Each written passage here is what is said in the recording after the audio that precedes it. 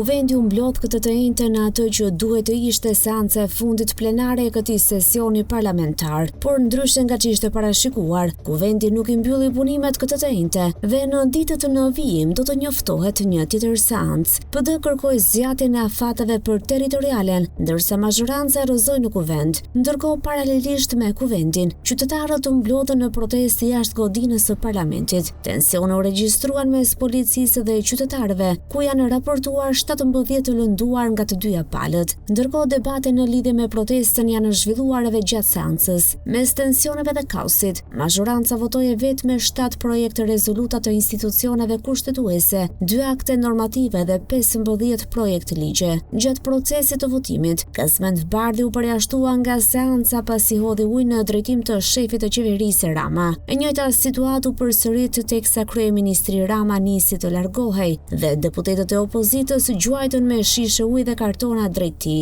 Opozita vijoi protestën duke mbajtur të bllokuar foltoren e Kuvendit, ndërsa braktisje edhe sallën disa minuta para se kryeparlamentari Niko Peleshi të lajmëronte përfundimin e seancës së kësaj të njëjtëje. Ndërkohë, pas mbylljes së seancës, të tjera tensione shpërthyen në ambientet e jashtme, ku protestuesit të qelluan me vezë makinat e deputetëve teksa këta të fundit po largoheshin nga Kuvendi.